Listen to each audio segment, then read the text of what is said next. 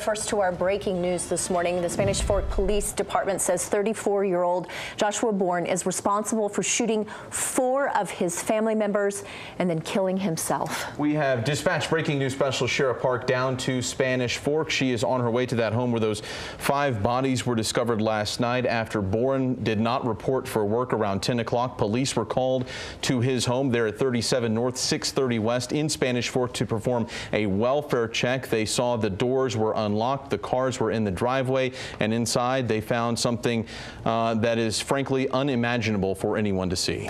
What they found actually was his wife, 32-year-old Kelly Bourne, 7-year-old Joshua Jaden Bourne, 5-year-old Haley Bourne, and Kelly Bourne's mother-in-law, 55-year-old Marie King. They were all found dead on the second floor upstairs bedrooms. And of course, as you mentioned, Shara Park will have much more once she arrives on the scene. We will have the latest information. Stay with KSL today. And before we go from that, there is a picture here of the address that Spanish Fork police have provided us. This is a picture of the home where the family lived where this happened last night. We're going to go back to our top story this morning. Shara Park has arrived on scene in Spanish Fork. A tragic situation. Shara Park, what do we know this morning? You're just getting there. Have you been able to get any information from police yet? Yeah, Andrew, we just got here on scene. We're located at 37 North and 630 West in Spanish Fork. This is directly across from the high school. This is the house behind me here. It is the one with the lights on. Police are surrounding this house at this point. There's crime tape up all over this area. It does not appear that they are going in or out at this point. It looks like everybody is at this point kind of in a standstill position. Here's what we've learned has happened. Last night around 11 o'clock, Spanish Fork police got a call to do a welfare check on the person that lives at this house, the man. Apparently, he did not show up to work last night for an overnight shift, and his company called police requesting that welfare check. Now, when police arrived on scene, they did notice that the cars for both the person they were looking for and that person's wife were in the driveway, and the door was unlocked to the house. They could also see through the windows in the front that there was they could see some blood and a shell casing for a gun. Now, at that point, they did make entry into the house. They went inside and they found more blood leading up the stairs, and then at the top of the stairs, located in one bedroom, they found a 55-year-old woman who had been shot to death. Now, across from that room, they then found the 4 other individuals that were killed in what appears to be a murder-suicide. The victims have been identified as 34-year-old, or I'm sorry, the suspect has been identified as 34-year-old Joshua Bourne. The victims, his wife, 32-year-old Kelly Bourne, their 7-year-old Joshua Jaden Bourne, 5-year-old Haley Bourne, and 55-year-old Marie King. Marie has been identified as the mother of Kelly Bourne. So the mother, all of this within the family. Again, here on scene, investigators, we can see somebody on the porch right now. It appears there perhaps maybe people going inside at this time. We are continuing to gather details about what exactly led up to this. Spanish Fork police are telling us that there was some marital issues going on between this couple in the previous months leading up to this deadly shooting. We'll continue to follow gather more details here. Again, we just got on scene. This is across from the high school, so a lot of people are going to be coming by this scene this morning. It is going to be something that's going to continue to unfold, and as soon as we have more information, Lori, we will get it back to you. Back to you. All right, it's Shara Park live on scene in Spanish Fork. Shara, thank you. I know that they, as a family, went to Disneyland over Christmas holidays and had, in both their words, a great trip. Still breaking at this hour, investigators are trying to figure out why a man would kill his wife, 2 young children, mother-in-law, before taking his own life. 34-year-old Joshua Bourne, a Linden City police officer, shot and killed 4 members of his family. Good afternoon, everyone. I'm Lori Pritchard. This is the second murder-suicide in a week, and it's left our community rattled. We have team coverage this afternoon. Andrew Wittenberg is at the Linden City Police Department, Shara Park at the house where this all took place, and Haley Smith looking at the psychological impact. But first, we go to Andrew. And Andrew, you've been able to uncover more information about Bourne and his role at the Linden Police Department. But does any of those answer the question why? Why did he kill his family? No, unfortunately not, Lori. We learned pretty early on this morning that, in fact, Boren was a patrol officer here at the Linden Police Department, had been on here since October. Before that, had been an officer, a sheriff's deputy with the Utah County Sheriff's Office for some 7 years, but still not a whole lot of information. But we did speak with the chief of police here at the Linden Police Department this morning. We'll offer a little bit of that coming up in just a few moments. But first, let's get the very latest from the Boren home in Spanish Fork. That's where breaking news specialist Shara Park is live this afternoon. She was the first reporter on the scene. Shara, what's the latest there? Well, Andrew, here's what's happening right now at this crime scene. Investigators are inside going through this house, still collecting evidence at this hour, trying to piece together what exactly happened, why Josh Boren killed his family. Now, to recap, the 5 people were found dead on the 2nd floor, but blood and bullet casings were found in the living room on the 1st floor, and there was a blood trail leading up to the 2nd floor. The first victim, identified as 55-year-old Marie King, Joshua Boren's mother-in-law, was found in one bedroom. She, according to police, had lived at the home for about a year. The other 3 victims, Kelly Boren, 7-year-old Joshua Boren, and 5-year-old Haley Boren, were all found in another bedroom with the suspect Joshua Boren. Now, Spanish Fork police say that the Boren family has lived at the house at 37 North and 630 West for 4 to 5 years with no history of calls to police for any reason. The reason police came last night to begin with was because Joshua Boren is a police officer with the Linden Police Department, and he did not show up for his overnight shift, and so a welfare check was done at the house. Now, police say that the couple was recently having marital problems, and that was likely a cause leading up to why Joshua Boren took the actions that he did here at the home yesterday. Now, the last time anyone heard from Joshua Boren was around 4:30 yesterday afternoon, but police will not say who that call was made to and what that conversation was about. One thing in speaking with the chief of police, Cody Cullimore, here in Linden this morning, there wasn't a lot of indication about exactly what led up to this. In fact, he told me, you heard a little bit of that sound off the top of our newscast, that his family, Joshua Boren, his wife Kelly, the 2 children, had most recently gone to Disneyland over the Christmas holidays and said they had a great time. Take a look at this service picture we just got in late this morning from the Linden Police Department. It is the service picture of Joshua Boren. His most recent shot wasn't even posted on the Linden Police website yet. He'd only been on since October, hired in the middle of October after that tenure with the Utah County Sheriff's Office. Although there was some indication, as Shara mentioned, there was some marital troubles. There had been a brief separation.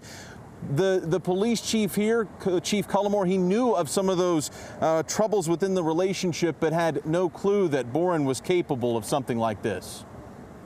I was aware that there had been a brief period of separation. I'm not aware of any violence in the past or anything like that. Again, his wife Kelly was a friend of mine. It was a friend of my wife's. So anything major that would have happened, I probably would have known about.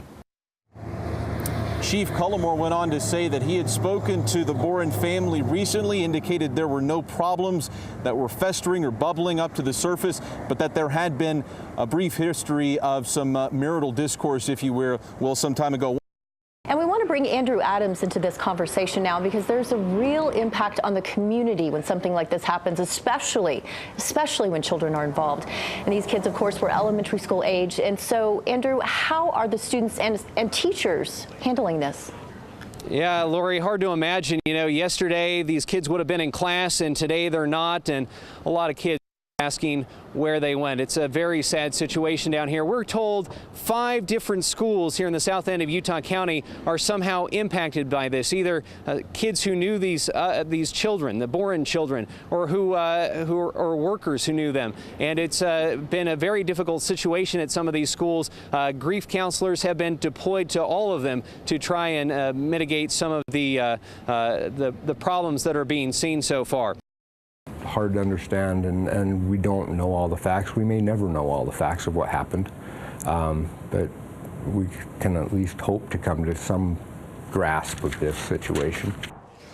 The community of Spanish Fork coming together tonight to mourn the tragic loss of a family of 5. The Boren family found dead in their home late Friday night from a murder-suicide. Friends of the Boren family are holding a vigil in their honor tonight in Spanish Fork. News specialist Sandra Yee joins us now live from the site of tonight's vigil. Sandra. Well, Keith, in 2 hours, people will gather here at the Gold's Gym in Spanish Fork to remember the Bourne family. Kelly Bourne, who was killed, police say, by her husband, was a fixture at this gym, according to her best friend and the woman who is organizing this vigil tonight. Kelly, her 2 children, Joshua and Haley, and Kelly's mother, Marie King, were found shot to death inside their home in Spanish Fork.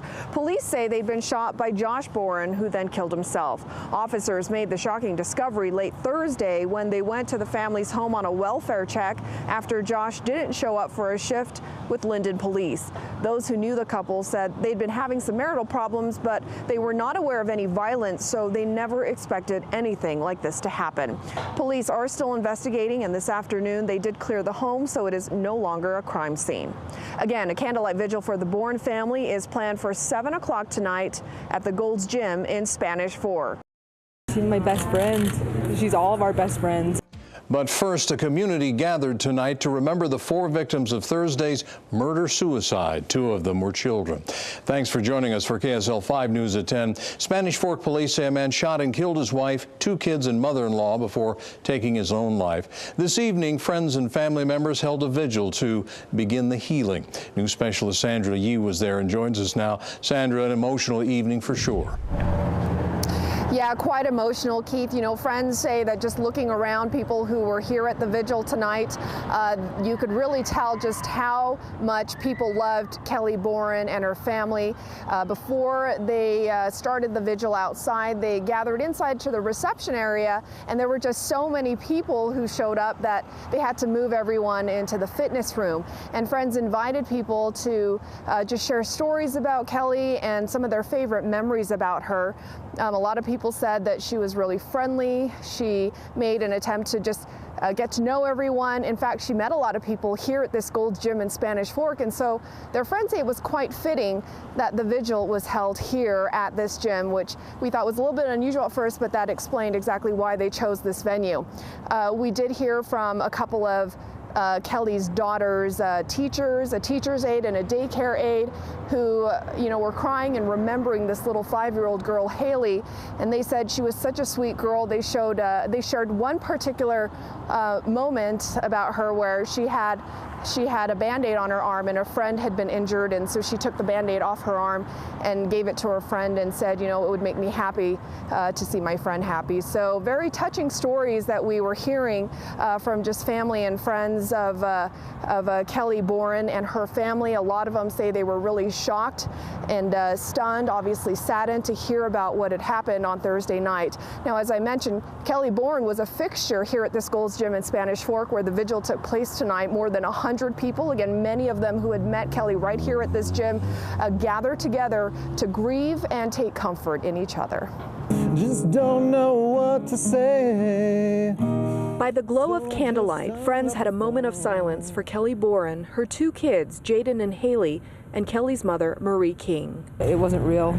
It was like a movie, and you just wanted it to push pause and throw it out and not watch it and let it be over. Everyone is grieving in different ways. Before the vigil, the group gathered inside the Gold's Gym in Spanish Fork, which Kelly considered a second home. Candles and pictures sat on a table decorated with purple balloons, the color of domestic violence awareness. She was a sweet girl, funny, silly, very dedicated to her family and kids. We always cheered each other on. Friends say Kelly had a passion for fitness and was training for a bodybuilding competition in March. This is where we all bonded.